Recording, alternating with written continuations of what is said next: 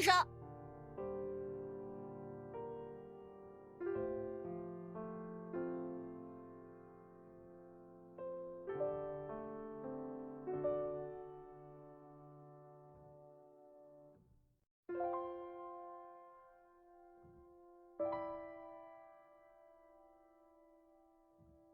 你身上为什么会有莫医生的气息？你把莫医生怎么了？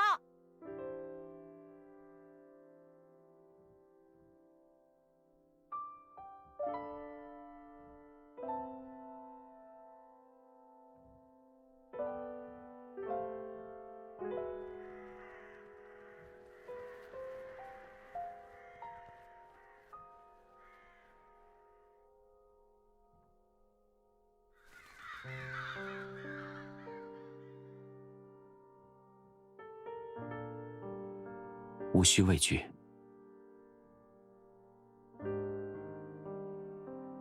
他们只是邪祟煞气化为的虚影，并非实体。污秽之物都会畏惧纯净之力，用净化的力量防身就好。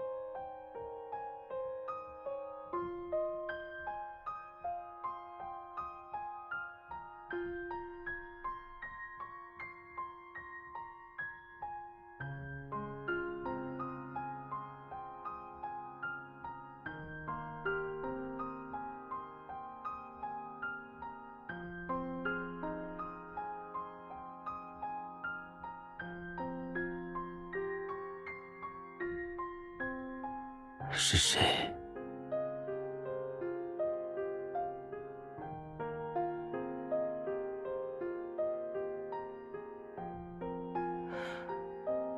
我还活着，这是在哪？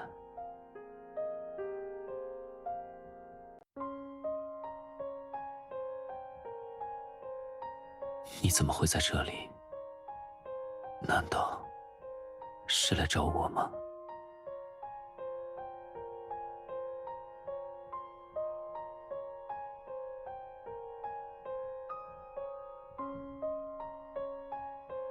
消解、弥散、再入轮回，最终止于存在本身。我知道这是什么地方了。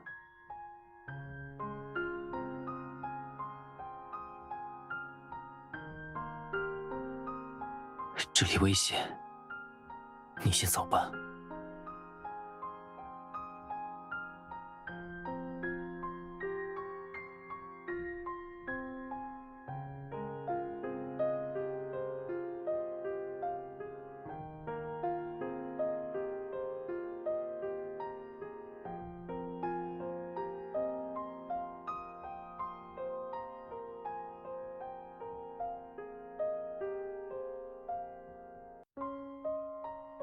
是我在这儿。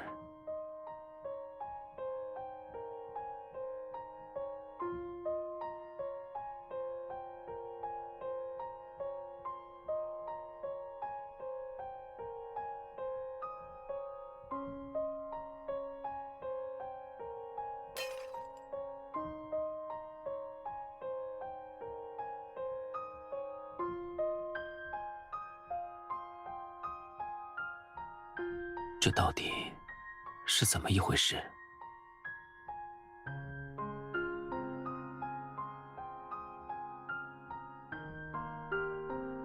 你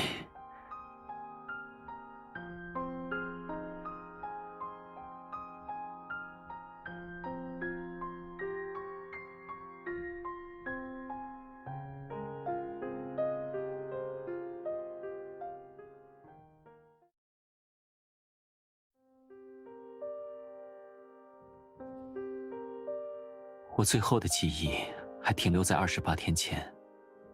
看来从那天起，我就陷入了沉睡。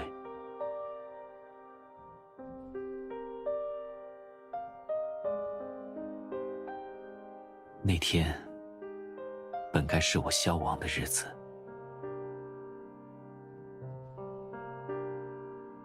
我与穷奇的力量彼此消磨，早晚会同归于尽。就是那天，我感觉到，就是那天，我的力量太过微弱，已经无法支撑实体，即将消散成虚无的微尘。我见过那些不言散去的生命，或是积怨深重，或是被某种执念束缚，会在此刻化作负灵。他们大多没有意识，只因心有不甘而无法再入轮回，为了存在而存在，无法控制自己的行为。与你我之间的情况完全不同。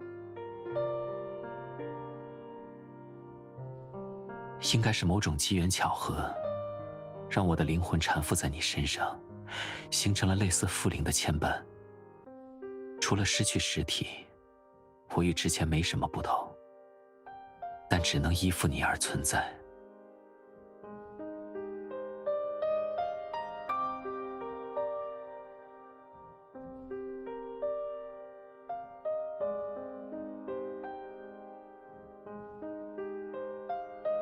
不会有什么线索的。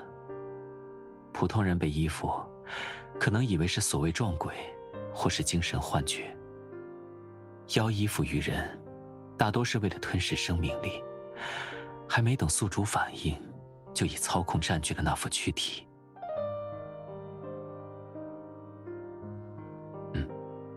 所以我才说，只有我们是特别的。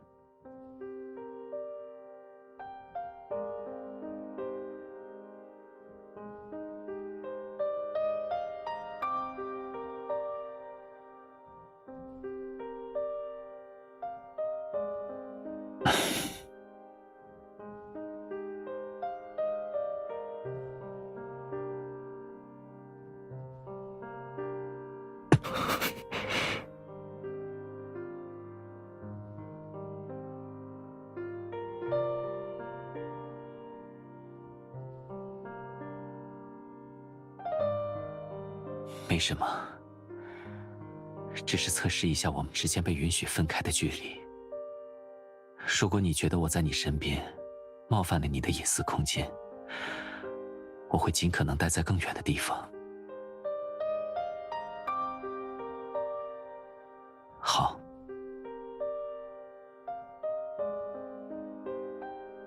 解决。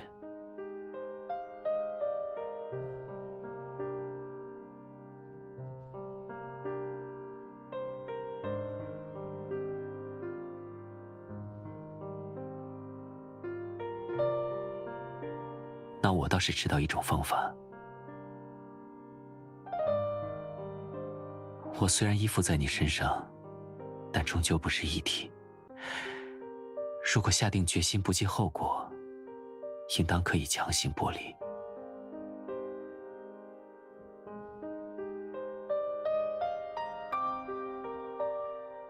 不过，我现在力量微弱，无法维持实体。在失去了依附，可能会直接消散吗？如果你想试试看的话。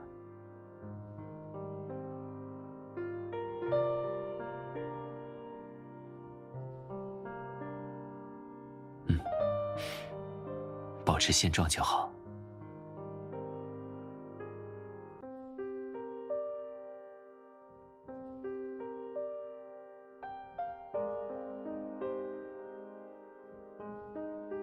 百妖夜行图鉴，有趣。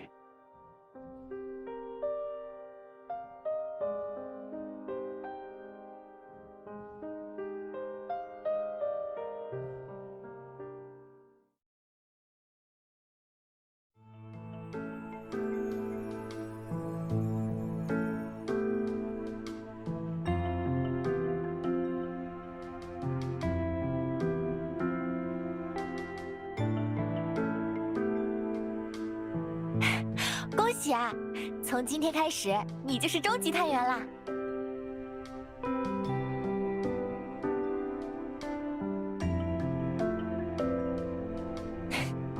跟我就不用谦虚啦，你可是我们这一期里晋升最快的了。快和我分享点成功经验吧。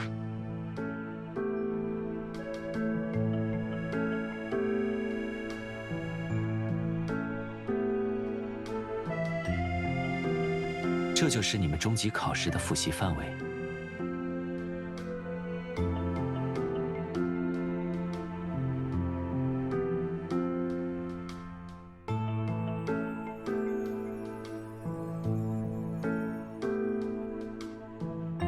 但这些知识就算真的背下来，在实践中也未必有用。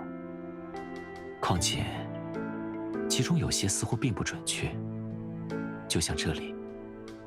祝雨喜是星星，祝雨只是一种小草，就算幻化成妖，也不会吃肉。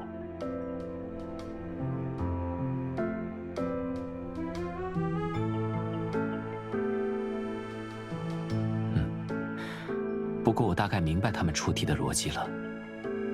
给我一些时间准备，你先好好休息几日吧。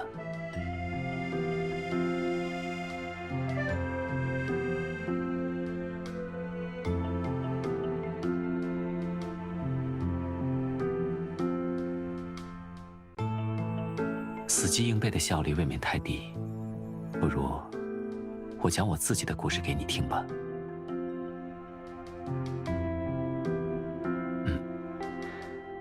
但我的故事太多，你要耐心一点听。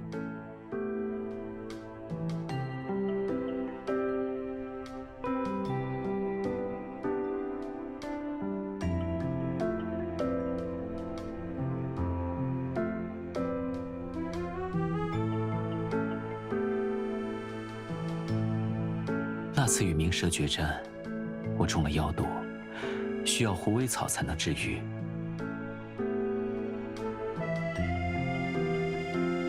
不错，这个点你也记住了。这样才能让你的记忆更加深刻，也能验证你有没有在认真听我的故事。不过，你只在意这个。怎么不追问我受伤中毒后怎样了？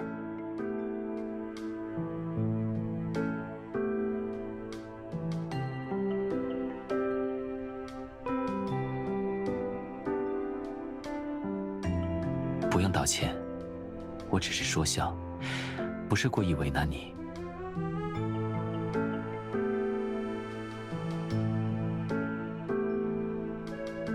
寒食日非常罕见。又事发突然，起初我也心存侥幸，可并没有奇迹发生。不过，有穷奇的力量在，我是不会轻易消亡的。沉睡个100年，自然而然就化解了。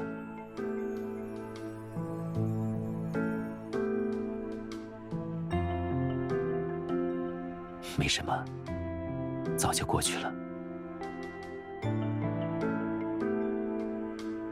时间差不多了，该去休息了。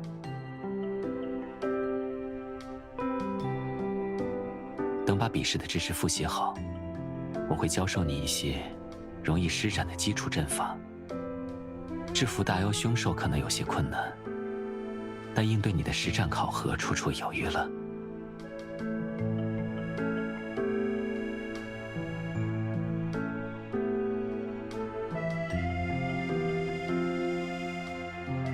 我知道的东西，都会尽量教给你。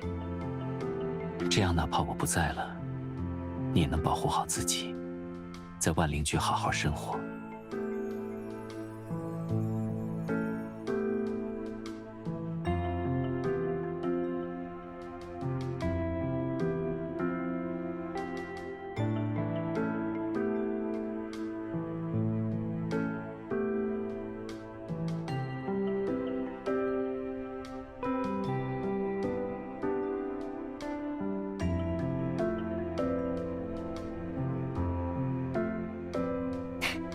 怎么啦？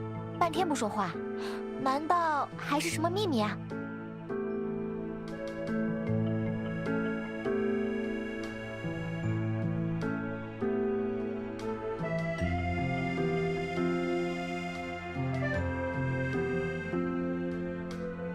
恭喜你，通过自己的努力得偿所愿。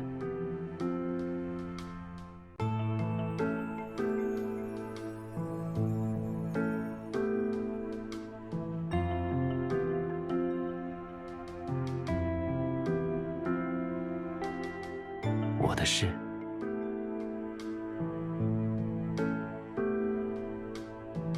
我很满意我们现在的状态，不觉得很特别吗？仅存在于我们之间，仅我们知晓，仅我们可见的关系，还是说，是你想分开？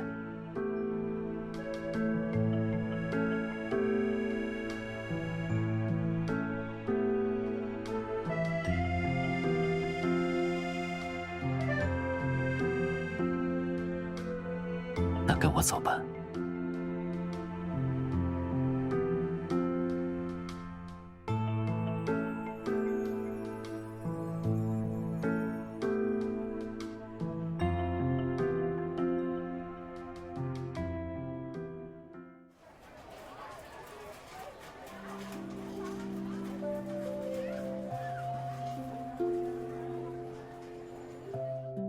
这间茶楼是我之前经常来的，珍藏着很多难得一见的好茶，有上百种。品茶时的心情不同，偏爱的茶也会不同。有时清淡就好，有时又追求浓烈的滋味，没有好坏之分，都是一种奇妙的体验。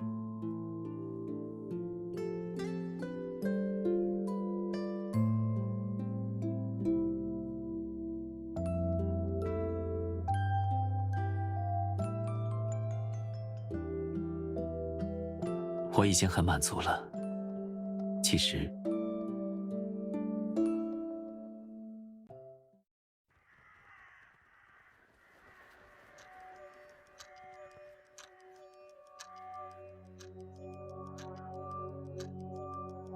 我一直在你身边，不用为我分心。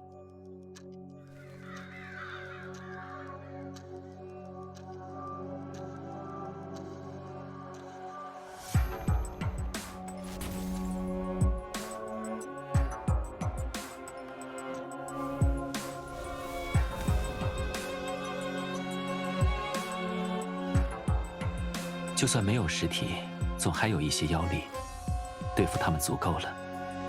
身为灵体，也不用担心被攻击。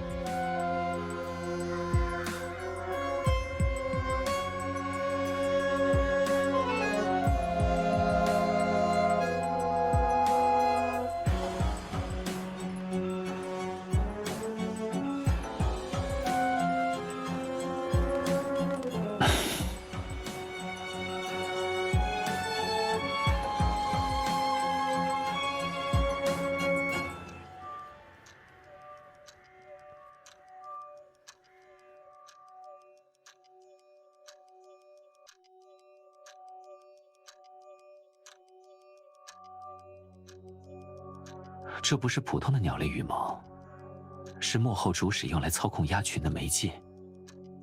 你刚说又来了，你之前被鸭群袭击过？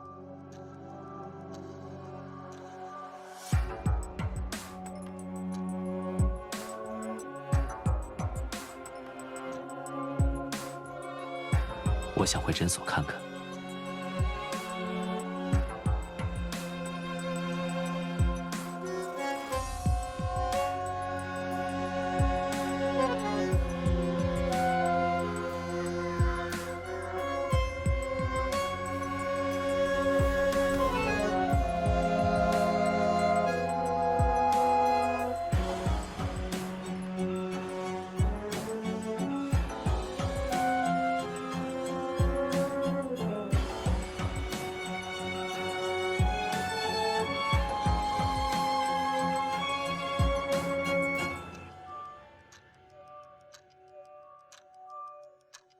按照我的推测，这些袭击事件的始作俑者，很可能是暗堕金乌。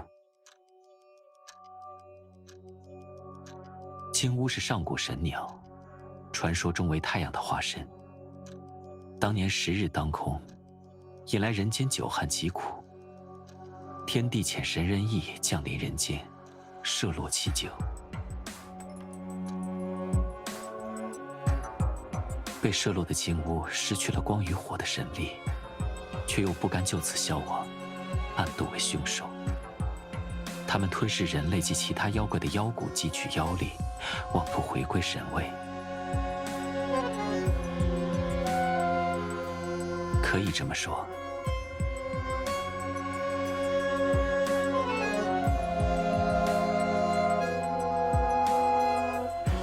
这里危险，先进去诊所再说吧。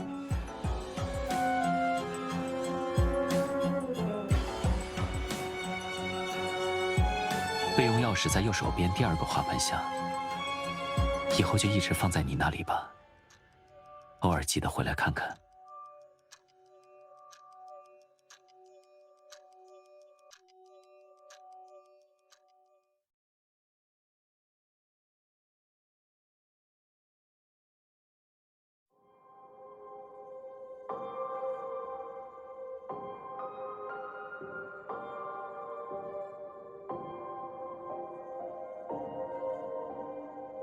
没事，只是没有实体，施展术法需要消耗更多妖力。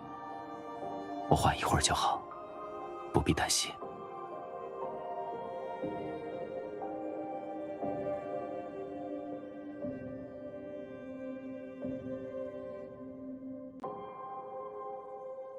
它是凡鸟化形，修行时间又短，妖力低微，还无法承受净化的力量。他受的伤并不致命，只是妖力枯竭，吸收些妖力就好。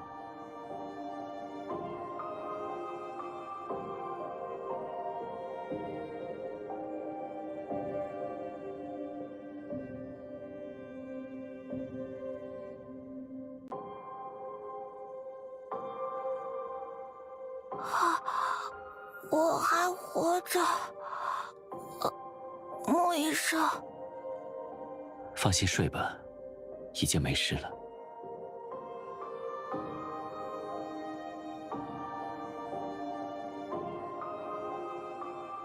怎么了？一直看着我。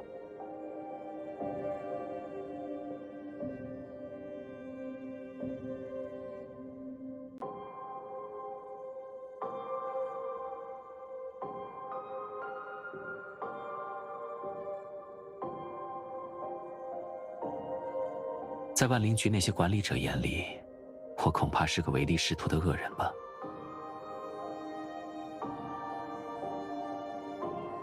我只有表现得强势一些，才能让万灵局以谨慎的态度正视与我的合作。如果让他们觉得无论怎样的情况我都会出手，他们只会更加得寸进尺。那些妖族出身的探员承接的任务也会更加危险。反正只要活着，没有救不回来的。某些人一旦手握权柄，难免被私欲动摇。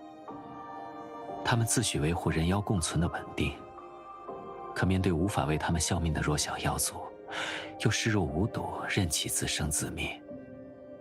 这所谓的合作，究竟是善意还是生意，恐怕只有他们自己知道了。不过，身为医者，也有自己的便利。合作之外，我想救谁便救谁，只要不损害他们的利益，他们也无从干涉。我会尽快解开我们之间的依附关系。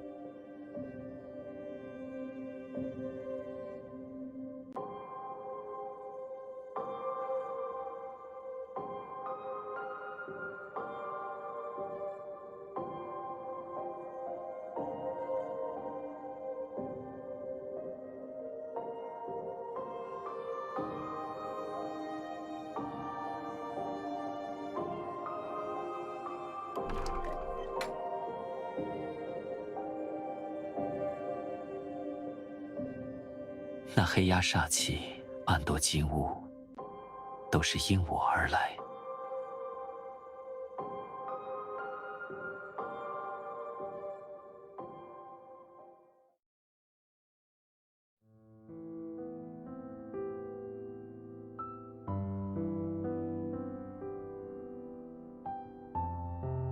那都是1000年前的事了。那时我妖力鼎盛，四处游历，遇见金乌在村庄作恶，屠戮无辜百姓。他虽暗夺，但生来便有神格，即使肉身消亡，也能汲取日精月华，再度复生。穷奇之力，至邪之修，与堕神相生相克。别人可能对他无可奈何，我却正好是他的克星。所以当年击败他后，我以自身之血为阵，将他封印。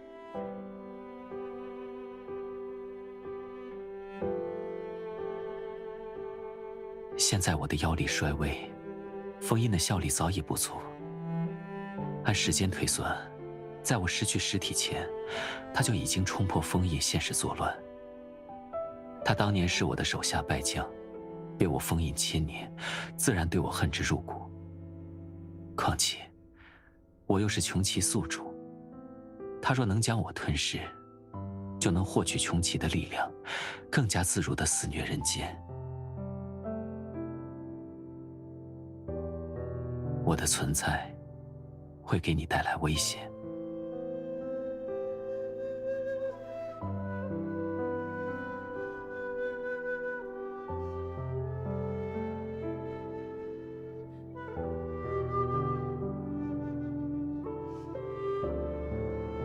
但总会有办法。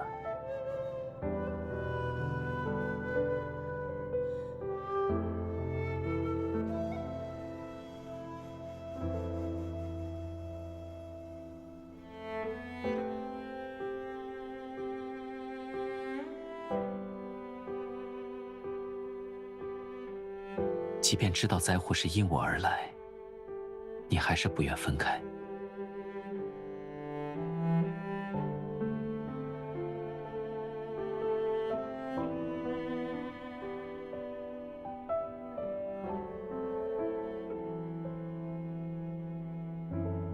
我只问了一句，你就解释这么多。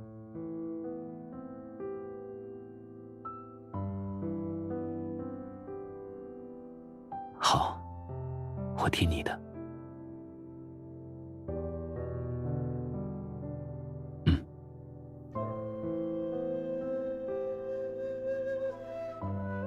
我很开心，你能和我说这些。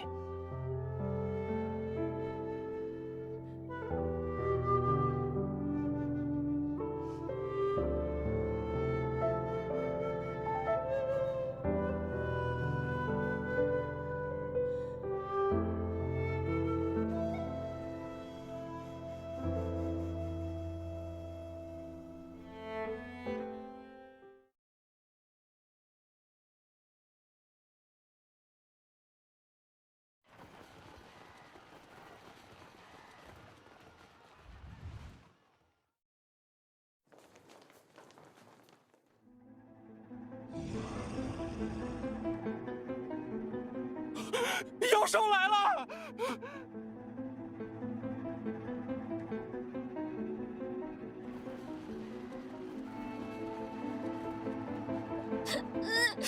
年纪，你在哪儿？别丢下人！办事。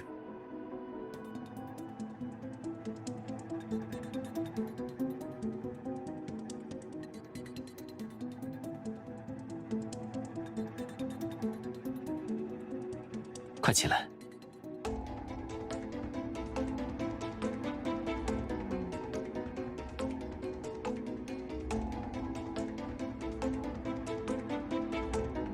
你认得我？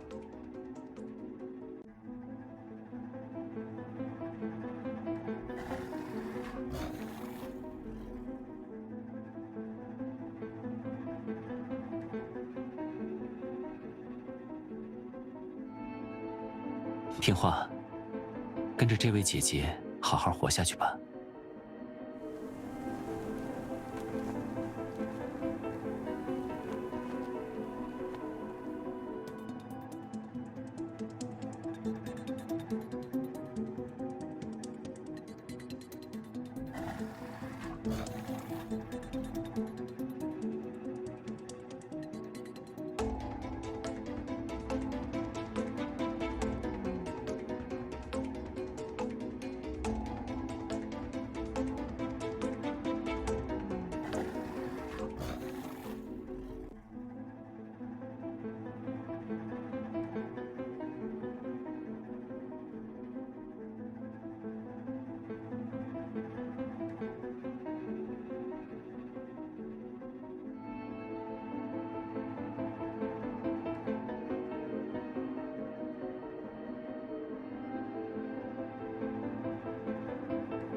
你到底是谁？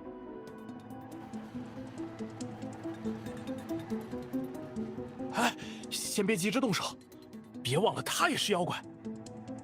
怕什么？他现在受了伤，不死也没了半条命。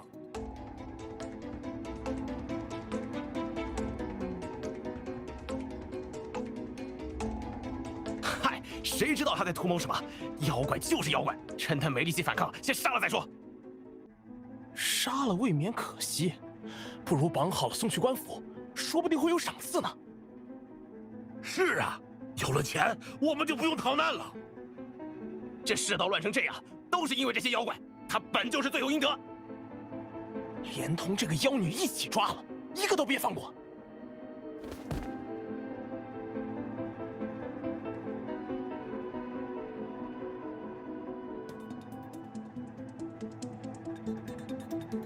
没事的，快逃吧。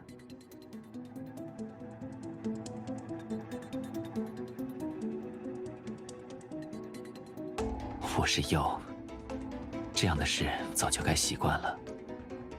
倒是你，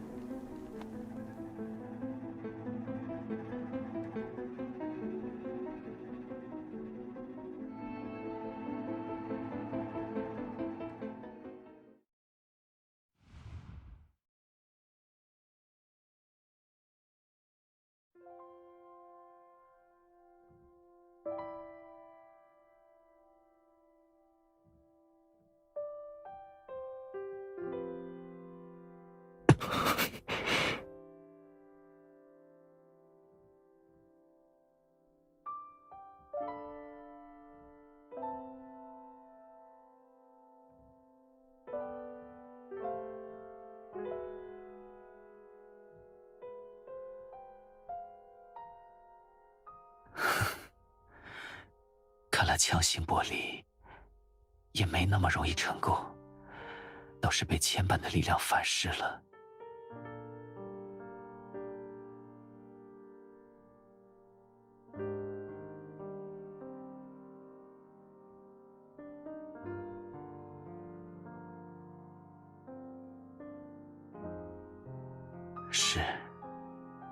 是谁确实如此。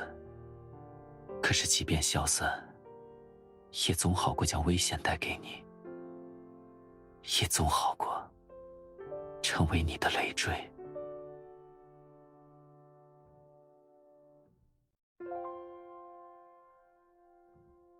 以我目前的力量是无法与静物抗衡的，倒不如将一切就此终结。他跟循我身上的穷气灵犀而来，只要我销声灭迹，他无从追查，也只能放弃。我已经活得太久了，死没什么可怕。虽然与你相处的时光比我预想的短了一些，反正没有我，你也可以继续过着正常的生活。不，倒不如说没有我，你才……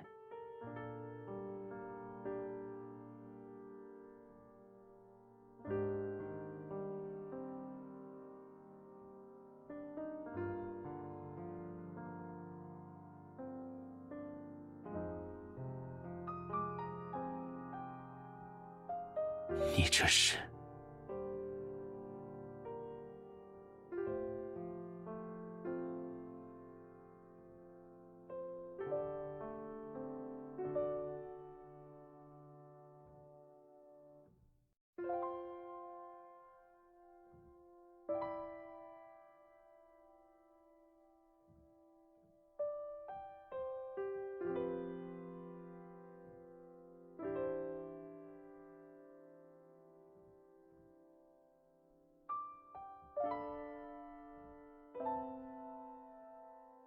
好，我答应你。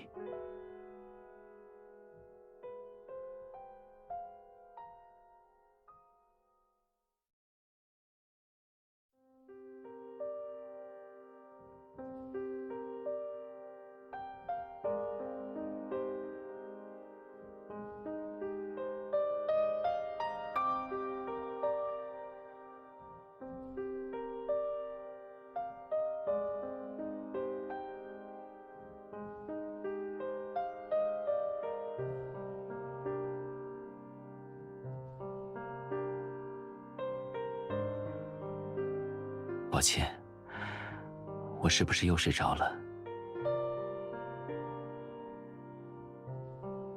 没事的，只是强行剥离的反噬而已，没事。不用了，继续吧。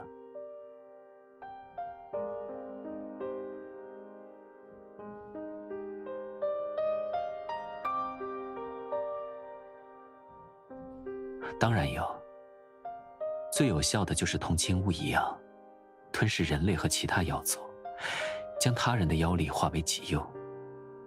可一旦选择这条路，就和寻常凶手无异，再也无法回头了。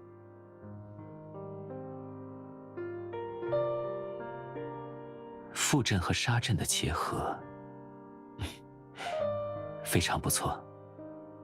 只是阵法本身的杀伤性越强，越需要纯粹的力量去驱动。若我还有实体就好了，以我的鲜血入阵，效果一定更好。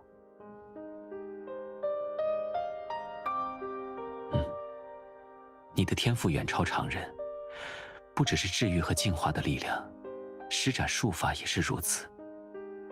接下来，就是在实战中学习如何运用。只有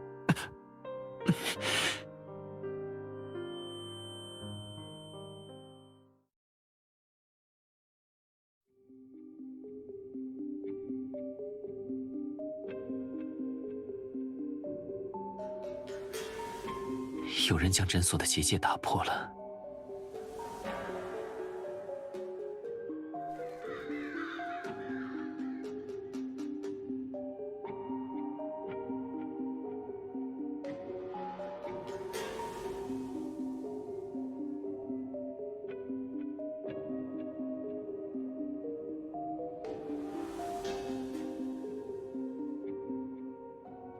他不敢明目张胆攻入万灵局，只能设下圈套，等我们自投罗网。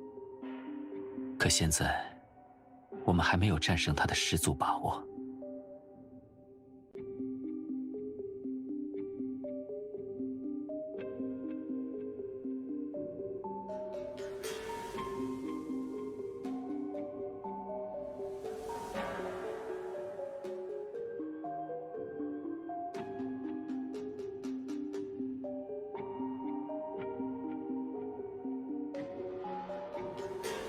当然，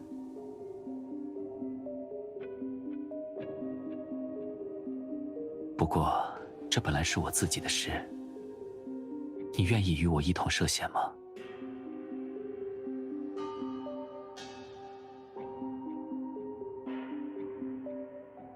我想要你说给我听。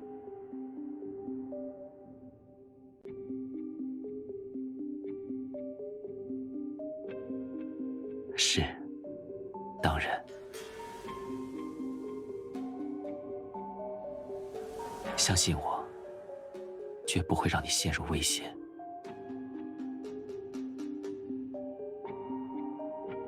如果以为这样就能把我逼进绝路，未免太小看我了。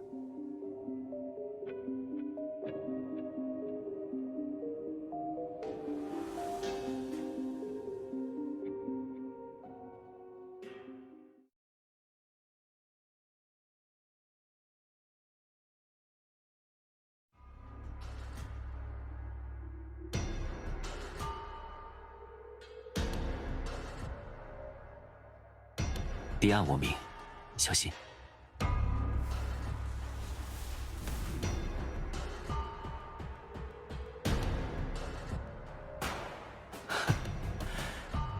仍是只会偷袭，全无长进。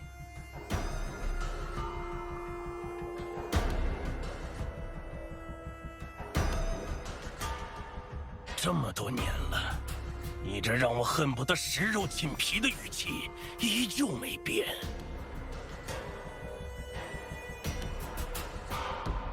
你被封印在阵中，也能感受到岁月流逝变幻吗？我以为会如死人般失去五感，原来并不如睡梦般安息呀。住嘴！若不是你，我早已统战一方，恢复神位。你被神人意失落那日，9天就与你无关了。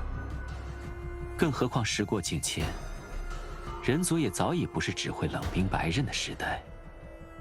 可惜你不思进取。即便夺回当年的力量，也只是过街老鼠，无法凌驾于人族之上。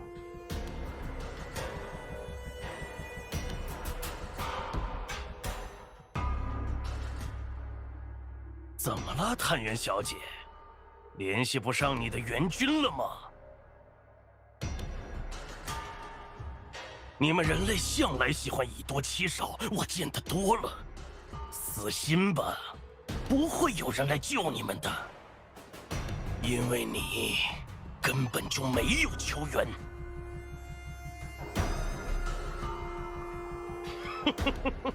甚至这里也根本不是你们认为的地方。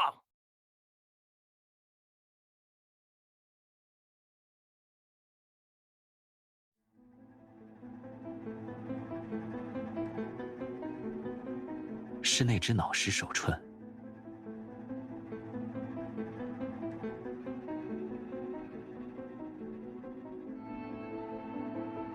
我大意了。这是你们命里该绝。我本来还担心，若是被你触碰，你定会认出我的妖气，恐怕不会上钩。没想到啊，昔日威风凛凛的穷奇宿主，如今连个肉身也没有了，真是可怜呐。穷奇的力量交给你，当真是暴殄天物。今日便由我收下吧。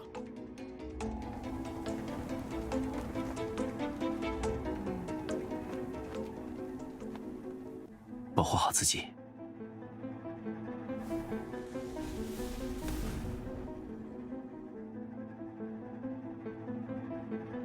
七尾狐的魅影术，你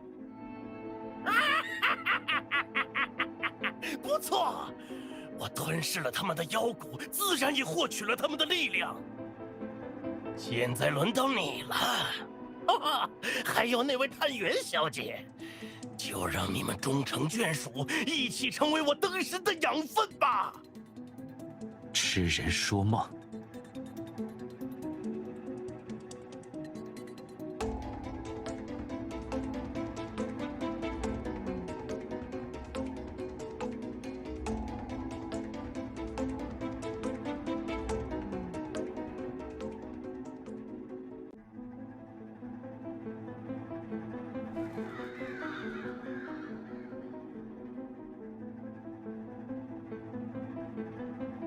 怎么如此冒险？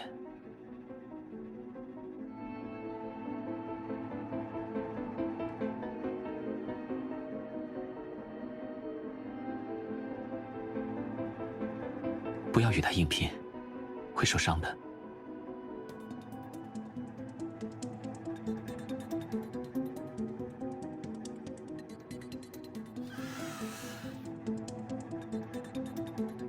不过是没有肉身的灵体罢了，我看你还能怎么救他！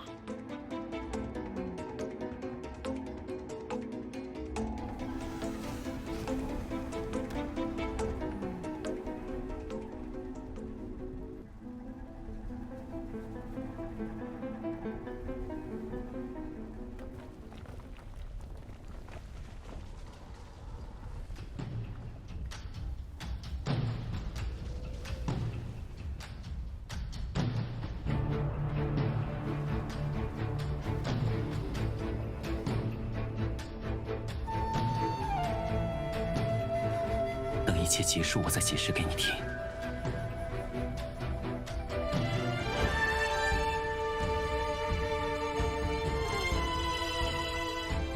又是之前的伎俩，哼！但你单手结阵，威力便弱上许多。不如放开他，专心与我对阵，或许还能有几分胜算。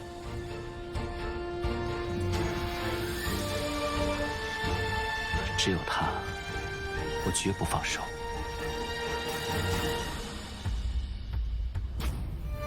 与我一起吧。覆杀双阵，你自己参悟过，只需要将脑海中的阵法重现就好，不必担心后果，相信自己，就像我一直相信你。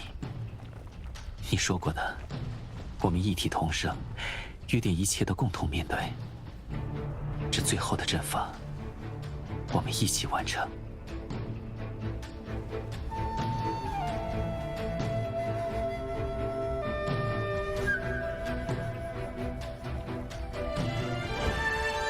结成。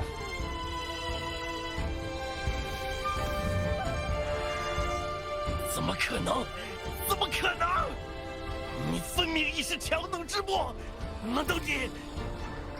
的确，仅凭我一己之力，并没有战胜你的把握。但你对穷奇的力量一无所知，却贪妄觊觎。哼！黄雀之后仍有猎手，却无形的虚空里，做你成神的美梦吧。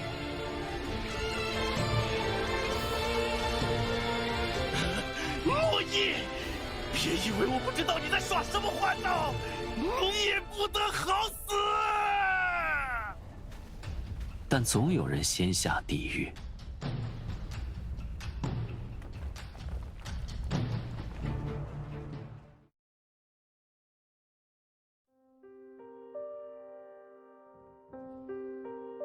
再这样一会儿，一会儿就好。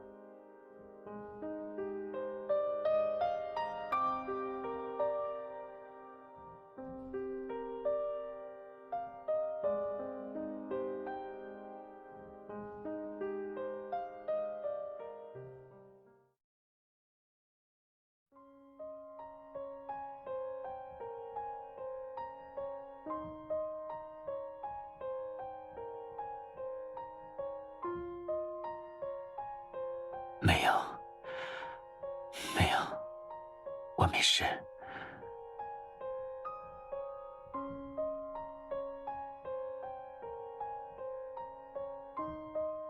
我说过，绝不会让你陷入危险。虽没有实分，但小人行事不难猜测。我来迎战，自然设想过所有结局。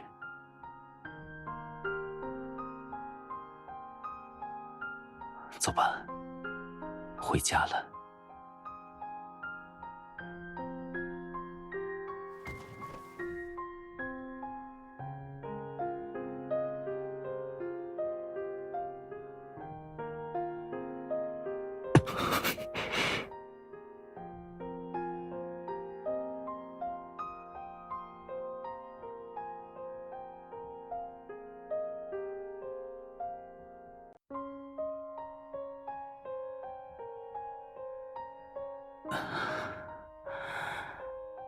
再抱抱我吧。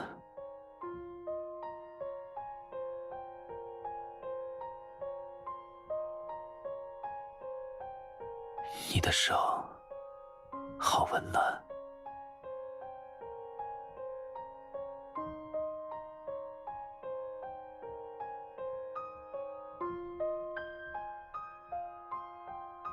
我想告诉你一个秘密。其实我有件事欺骗了你。我之所以依附在你身上，不只是单纯的机缘巧合。那天，我预感到自己的消亡，倒也不觉得意外或是遗憾。我在世间漂泊行走，从没过上什么安定的日子。于我而言，死亡反倒是一场平静的场面。只是人之将死，我忽然有了一份迫切的渴求。我想再见你一面。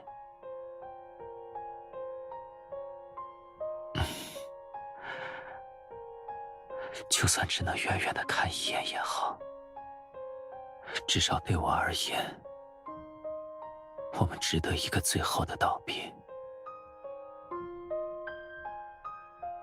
或许是感知到了我的虚弱，穷奇的力量越发躁动不安。我耗尽最后的力量压制，可惜最后一眼只能远远看见你的背影，明明只差一点点就到了。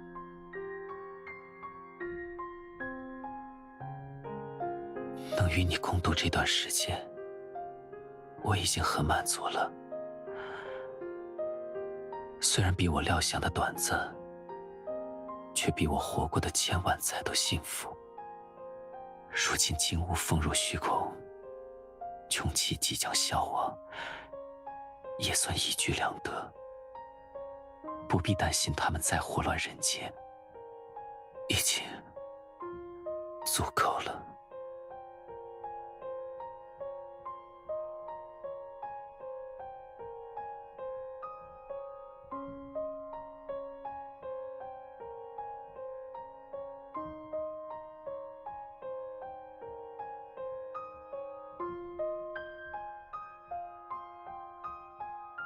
像我这样自私的人，本来希望你一直记得我才好，可现在我不想你记得了。天亮以后，忘了我。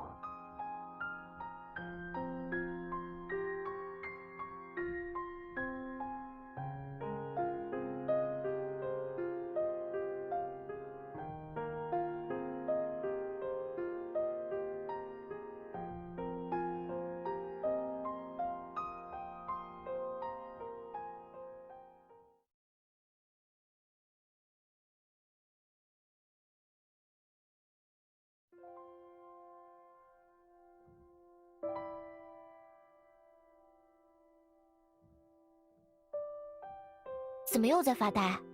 在想什么？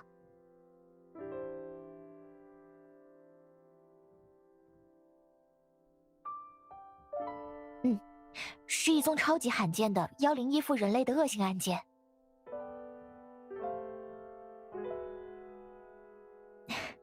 别着急，已经解决了。局里出动了3位高级探员，直接用降灵阵将那妖灵封印了。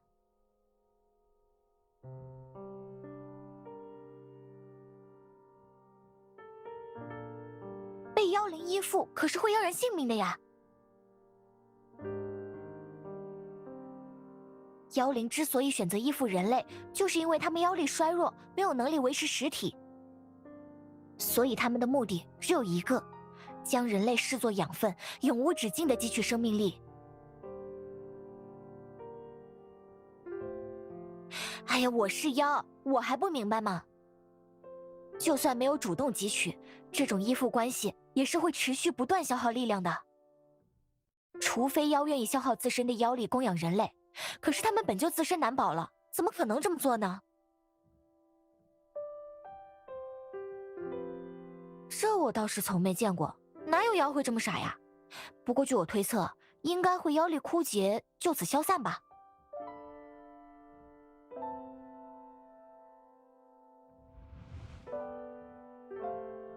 妖依附于人，大多是为了吞噬生命力，还没等宿主反应，就已操控占据了那副躯体。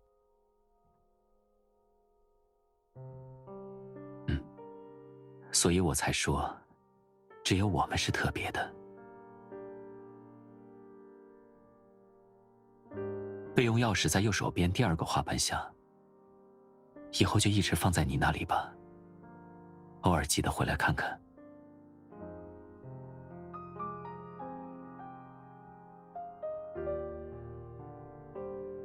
能与你共度这段时间，我已经很满足了。虽然比我料想的短暂，却比我活过的千万载都幸福，已经足够了。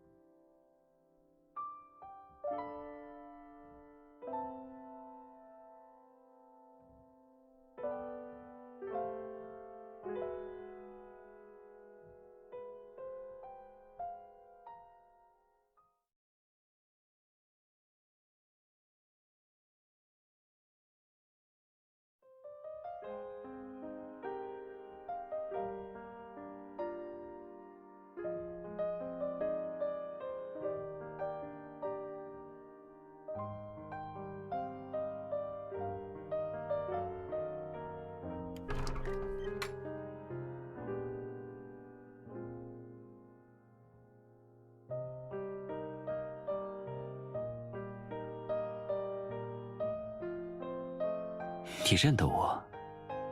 莫弈，是我的名字吗？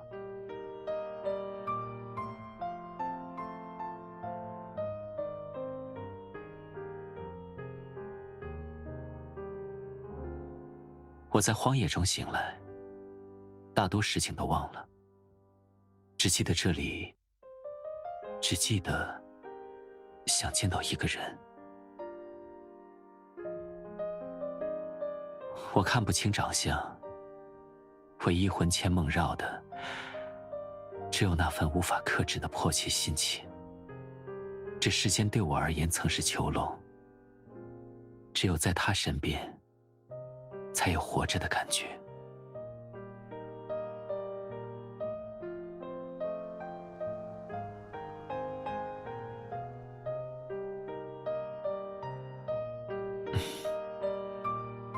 找到了，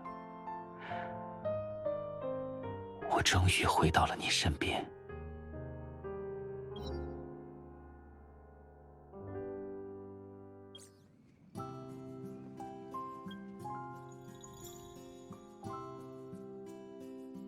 没事，我自荒野中重生，难免会被飘散的煞气侵蚀。我本来想用穷奇的妖力强行压制，可凶兽的能量也属混沌，尝试过后，似乎无济于事。好啊，如果你愿意的话，要怎么帮？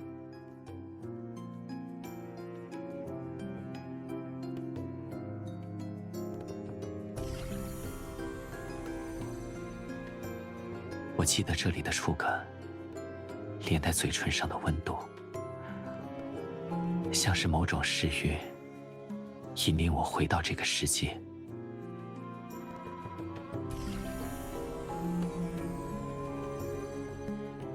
我曾经见过恋人们会枕在彼此肩上，自己却从未感受过。或许现在可以。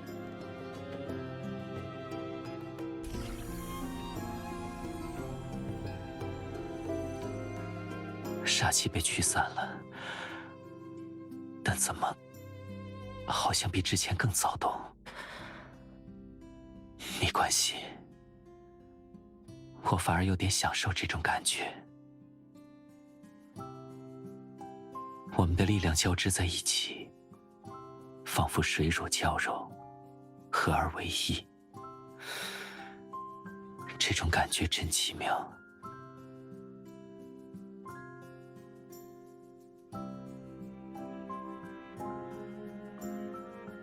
如果我说没有，你是不是还能留在这多陪我一会儿？我说笑的，已经好多了。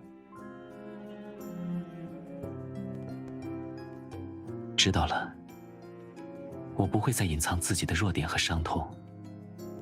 虽然只有对你，我才敢如此坦诚。这次我也算经历了半个轮回，许多往事都记不得了，只有关于你的记忆，在一点点复苏。